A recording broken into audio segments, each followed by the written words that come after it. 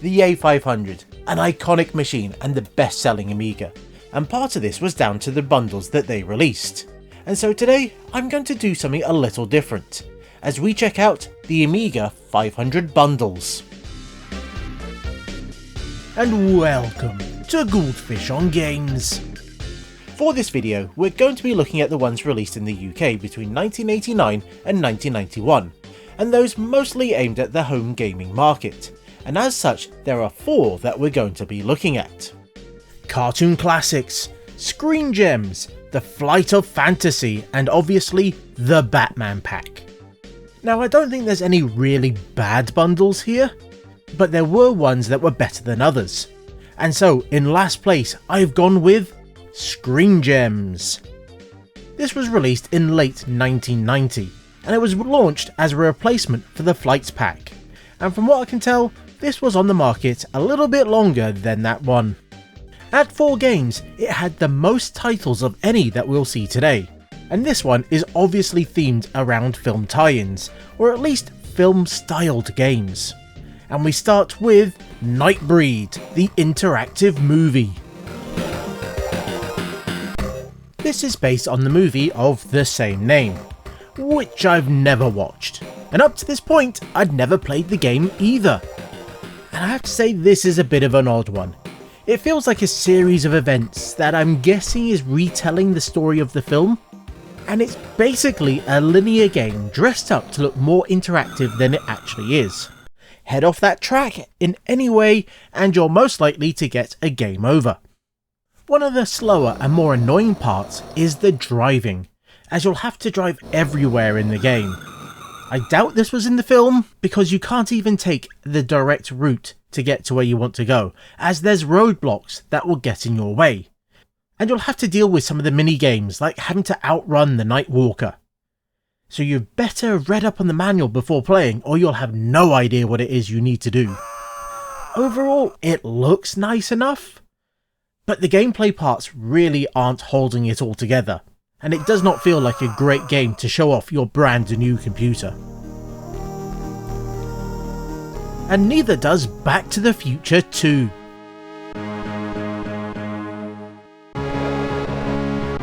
This is a bad game. Yeah, the intro is fine enough, and unsurprisingly that is where most of the reviews focused on, but the in-game cutscenes, they're a bit basic, and the gameplay, oof. This is your typical multi-gameplay style game, and this first level, well, it has you on a hoverboard, and it's not fun! The hoverboard moves weirdly, it's not nice to control, and you can punch the other hoverboarders, but it's easier just to ignore them.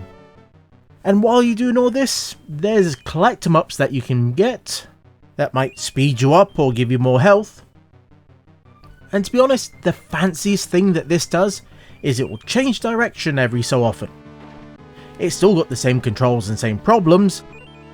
This is then followed up by a baffling section where you have to get someone out of jail. It's just massively unclear who they are, what's going on, or how you're meant to do it. I have no idea why this was included in this pack.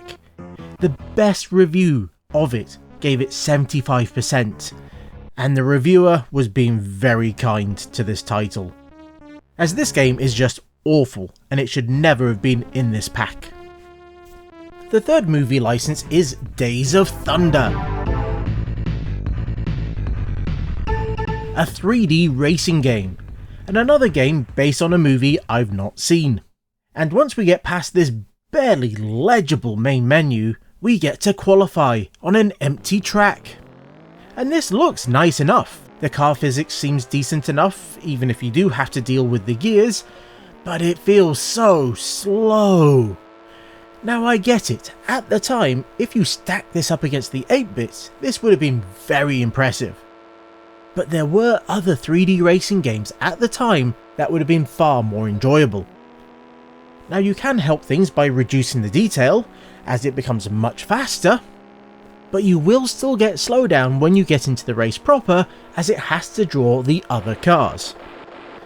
I do think it would have been a better idea to have left the detail set to low, rather than high as default, as it really gives a mixed first impression.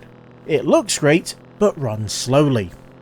It also doesn't help that this isn't exactly the most interesting track to race on, it's just a basic loop. But then, that is NASCAR. I do wonder if the team had just made this racing game, then someone came along and threw the movie license at it afterwards, as nothing in this game makes you think it's related to a film. The last game is Shadow of the Beast 2, which is obviously not a licensed game, it's an original one, which doesn't feel like it's in keeping with this pack, but it was the only one that was designed with the Amiga first. But with its very cinematic and lovely animated intro, this probably feels more like a film than any other game that we've seen so far. And when we get in game, it also looks very nice, much like the original Beast. But wow, this one has a reputation for being hard, and it is well earned.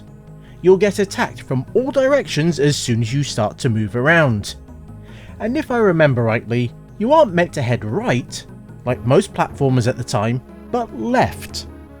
And what you'll find is this huge connected map that you'll have to go out and explore to find all the items needed to progress. But you'll also have to work out all the traps and baddies that you'll come across, not to mention the dead ends and wrong ways that you can go. But the main thing that you'll see over and over again is the game over screen.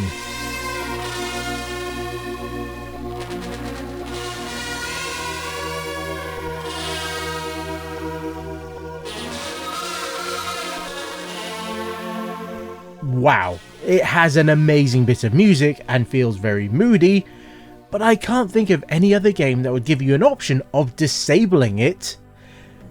But I guess with how often you're going to end up seeing it, they figured they would cut you some slack. I can imagine that if you got this bundle, this would have been the game that you would have played the most.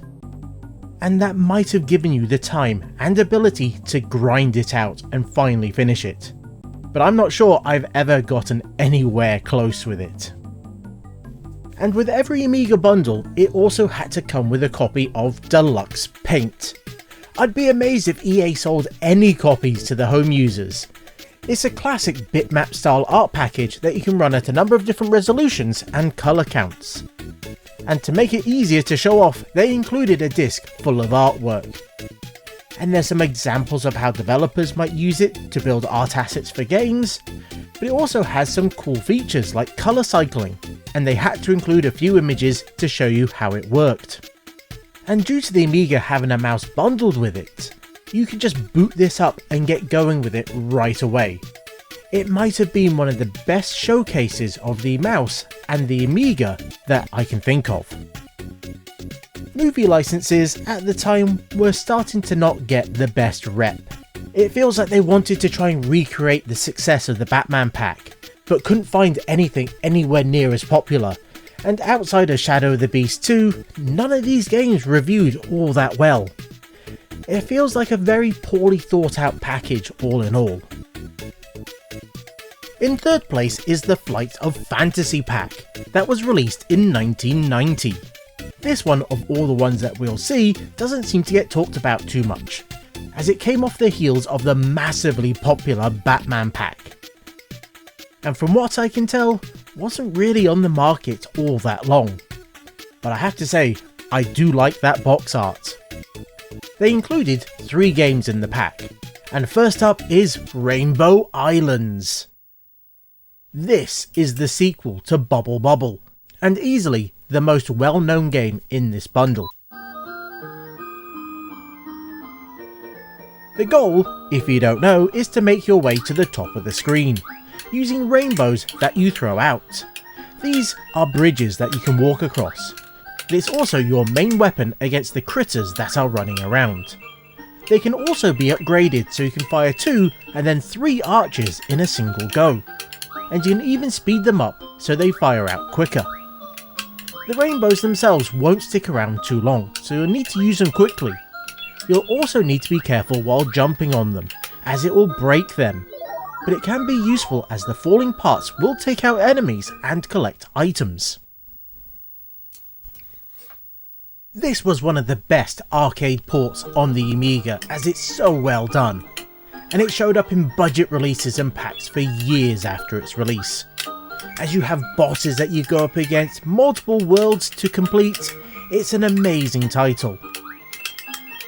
But as you play, you will need to be quick, as if you hang around too long, the water will appear and rise up to force you onwards. And the monsters will turn angry, although taking out an angry monster does tend to give you better items. So including this with the Amiga was a good call, but considering that the other machines also got decent ports, it might not have been the most impactful game to include in a bundle. The second game is Escape from the Planet of the Robot Monsters. This isn't a game I played before, and it wasn't even one that I'd even heard before, so this couldn't have been a huge game for the Amiga. But it turns out this is another arcade conversion that hit most systems. They could have just called this the arcade pack. It opens up with this nicely done intro with music and even a touch of speech at the end. Find and rescue Professor Starabella. And it turns out the arcade original had a lot of speech in it, but only a few little bits found its way to the Amiga. But one thing that this version has more of than the arcade original is the number of robot monsters on screen at once, as you'll get swarmed right from the start. And due to how it controls, it can be quite difficult to shoot them, as this is an isometric shooter that you're limited to firing in the basic directions that you can hold the joystick. Now in theory the firepower is meant to spread out as it goes, but it doesn't feel like it does that, even if it looks like it does. The basics of the game are to just shoot the robots and then save any humans that you find that have been enslaved. Which is done by just really walking into them and they'll teleport away. You'll also need to find switches which will turn on the the electro stairs, and that will allow you to move on to the next area of the map.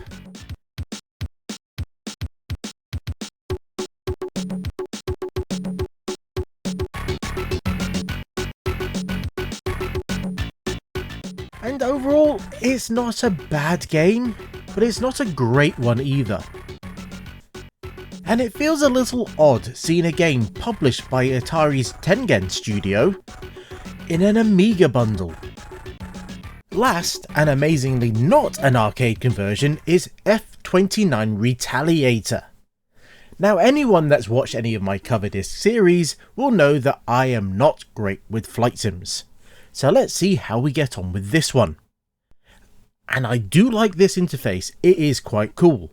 And you use it to select one of multiple locations to fight in, different scenarios, and then which plane you want to pilot. And this game moves a lot quicker than I was expecting, as the 3D games we've seen so far, well, they didn't run great on a stock A500. And always with these games I love changing between the different views, and the one looking backwards, that's a bit funky. This really would have been a great game to show people how much more powerful the Amiga was over the previous generation, as this does move really nicely, and it was something that you really couldn't do on the 8-bits.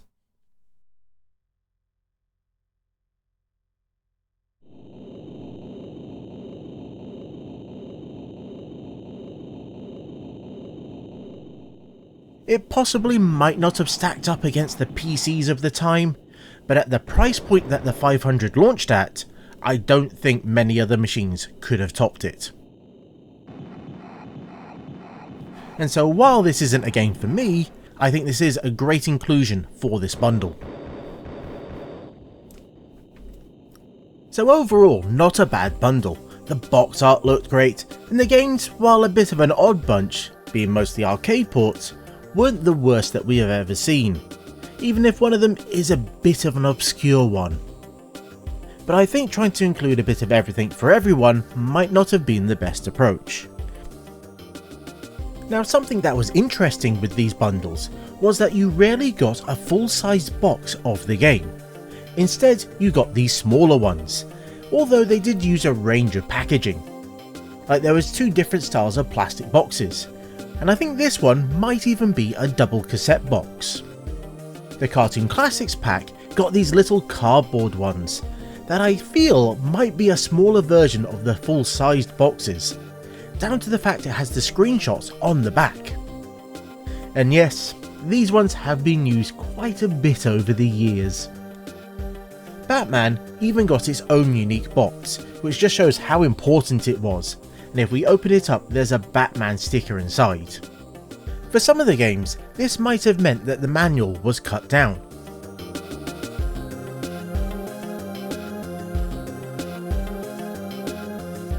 But even weirder is that some of them still included the instructions for the other platforms. And in a few instances, the version of the game that you got wasn't even the same one that was on the store shelves. Take Lemmings for example. This is a 1-disc version that is actually missing the intro. And in second place, I am going to give it to the Batman pack. Now, this might have been the most famous one on this list, and it might have sold more Amiga 500s than any of them. But its game selection? Well, it's an interesting bunch. The first game has to be the bundle's namesake, Batman the Movie. This was an early tie-in game, and it helped pioneer the multi-gameplay style approach for licensed titles. As we start with platforming.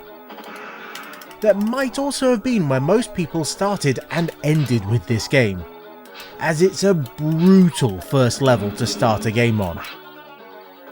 You get people firing at you and throwing bombs right from the off. And the chemical plant is a maze for you to try and work out. You will go down paths that you think are correct because there's baddies there, but nope, you'll eventually hit a dead end. Or you might loop back round to where you started. But it does look quite nice, and the music was really catchy. And the platforming, well, it's not too bad. You get to throw batarangs around, so you don't have to get up close and personal with the baddies, and you get to swing around on the rope. And if you manage to finish it, or as most people did, cheat to check out the other levels, we'll find this fun racing section, where you have to avoid the other cars on the road and then use the bat rope to swing around corners. After that, we get a mastermind style game, which was my favourite, as it's a pure logic puzzle where you have to work out what combinations of the items are killing people. Then you get to take to the skies in the Batwing and take out the balloons. And then it all ends on another platforming section. This isn't a bad game. The hype of the movie made this a solid seller, and it helped push both this pack and the Amiga.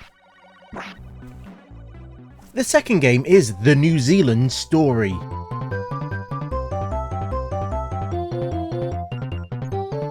And similar to Rainbow Islands, this was another arcade conversion, and it was very well done. It even included the full intro from the original. And then we're off to work our way through multiple levels trying to save our Kiwi friends. And it's lucky that Tiki just so happened to have a bow and arrow and to be a great shot, as it means he can take out those baddies at a distance. Which is handy as this is a single hit death game. But its saving grace is the fact that not all enemies will hurt you when you touch them, just the ones that are spiky. So this is more about avoiding their projectiles than anything else. Which gets harder when one of its big features of the game shows up, the balloons. Well, these and other flying machines like the swans, as these allow you and the enemies to fly around the screens. And there's spikes, there's projectiles, and all sorts of things that will get in your way and hurt you. You can also go for a swim, that's quite cool, but you have to be careful of your oxygen, as you only have so much. The balloons also have the additional ability of being a barrier, depending on where you are. This, as you can see, was a very well done conversion, but possibly not a system seller, as other systems also got decent conversions. but it is a great example of what the machine could do if it was given a chance.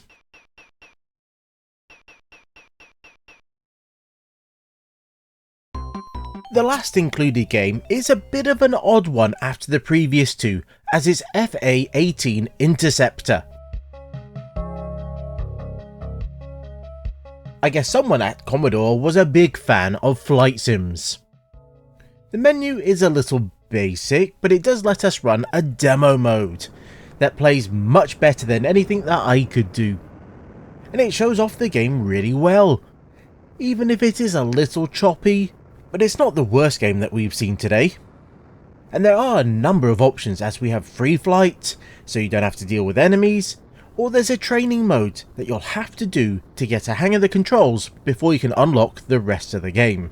And interestingly, this is the only bundled game that we will see today that had a copy protection system that you had to pass, which in itself was this unique and complex 3-layer wheel. This game seems absolutely fine for what it is, even if I'm not very good at them, but it does feel a little bit out of place with those other games. But I guess this was Commodore for you. This is a great pack, and it might be the most important bundle that Commodore ever produced, as the hype around the film was huge, and for a while, buying this was the only way you could get the game, as they got a timed exclusive. And this worked as they managed to shift a large number of units. The other games, yeah, they were good. New Zealand Story, an excellent arcade port. But they do feel like they were there to pad out this pack, rather than really shine in it. Now you might be wondering why the Amiga needed these bundles at all. Well, originally the machine was sold on its own, and any games and software that you might have gotten would have been included by the seller. Silica had a few packs like the 10-star and Astra pack, in which they included 10 games with each machine. They even continued this when Commodore also started doing their own bundles. Gordon Hardwood also had their own power packs. That was a big bulky box of discs with quite the range of games inside of it, and it's this one that I remember fondly, because it came with the #1 bundle, which also just happened to be the one that I got, the Cartoon Classics. Okay, there might be some bias going on here, but I think I can put up a good case, as this was the one that was used for both the Amiga 500 and 500 Plus, as this was released in 1991 and was the last main bundle that they used for the machines, and I think it had a decent collection of games. The first game is The Simpsons, Bart vs. the Space Mutants. Not an original game for the machine, much like Batman, but it was a game that was backed by a lot of hype and marketing, as The Simpsons was huge, as was Bartman, and this was the first of the tie-in games to be released. The Amiga version had a clear advantage over some of the others, as it had this wonderfully done intro. And this might have been the very first thing that I watched when we got our machine. And after playing on Spectrums and C64s, this had a lasting impression. I'm Bart Simpson. Who the hell are you? The game though? Well, it's a platformer. But it's also a bit of a puzzle platformer, as you are given a task at the beginning of each level, and the first one has you hiding or removing all the purple objects. So you might spray paint them, or hide them under clothes, or one of many other interesting and funny methods that you might come up with. And some of them require some tricky placement or timing.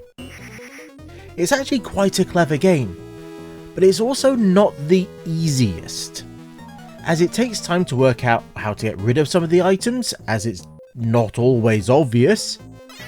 But you also have to deal with the aliens that are always jumping around, and the timing to get past some of them is very tight.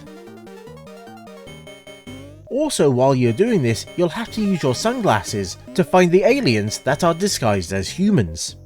And if you jump on their head, then you'll get an extra bonus point.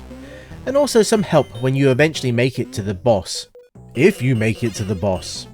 This pretty much continues through all the levels, as does that music track. that one single music track that just keeps looping and looping. Back in the day, I put a lot of time into this one, as I do think it's really fun and interesting, even if it will go after you, like Homer going after Bart. The second game is Captain Planet. And it does not have those problems with the music, as it has so many amazing tracks. In this game we play as the various Planeteers from the cartoon series, and again it's more creative than you might expect, as each level has its own set of objectives and goals for you to do. For example, when you play as Wheeler you have the Flame Ring, and you have to remove all the air conditioners. Which I'm not sure burning is the best way to get rid of CFCs, but let's just run with it. And while we're having to run with things, let's also have to deal with the monsters, which I'm sure were never in the show, and they feel a bit of a random mishmash from other games.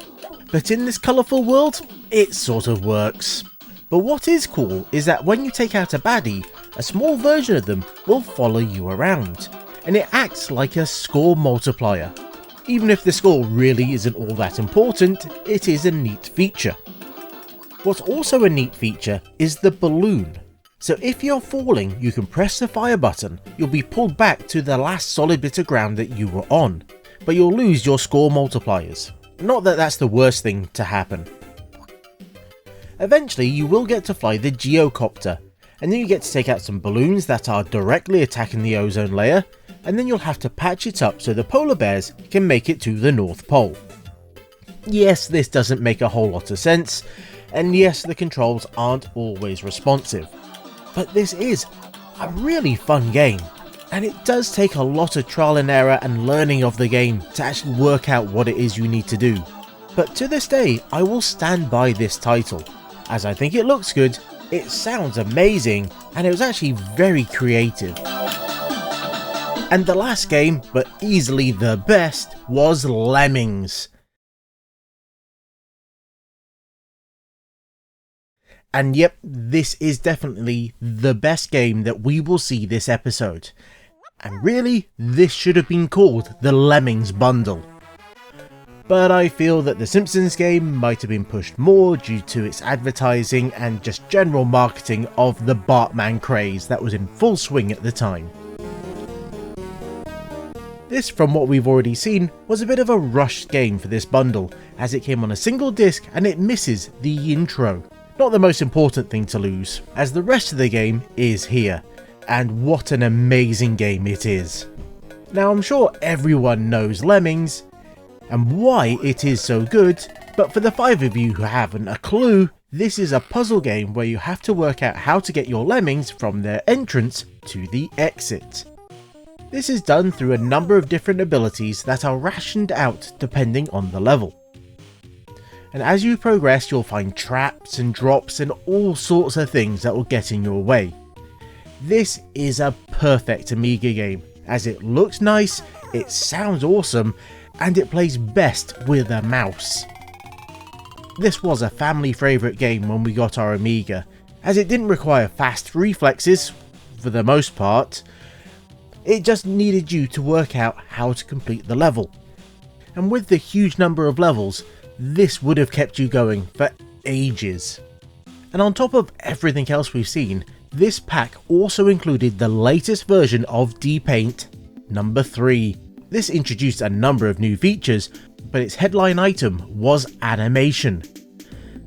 So we can now move past colour cycles and actually draw out each frame in turn to make our own little movies. And I have to admit, I spent a lot of time with this, and adding a 2 MB of RAM allows you to make even longer ones. The Cartoon Classics pack stuck around for a while for a reason. It was a great collection of games that really showed off the machine nicely. Now they weren't the best games for the machine, well, Lemmings is definitely up there, but they were games that you could play for ages and enjoy, and that is why it's top. So what did you think of my rankings? Do you agree or disagree? Let me know down in the comments. Also, let me know what you thought of this video format, and if you'd like me to cover the other Amiga computers. I'd also like to say a big thanks to everyone who helped out with the images for this video. I've left acknowledgements in the description. And until next time, I've been the Goldfish, that was a bundle of fun, and this was Goldfish on Games. Thanks for watching this video. I hope you enjoyed this look at the old bundles. And if you enjoyed some of these games, then I've covered a number of them in their own videos, so you might want to go check them out. If you're interested in more Amiga content, then I've covered Amiga cover discs in great detail, so you might want to go check those out instead. Either way, I hope to see you again soon.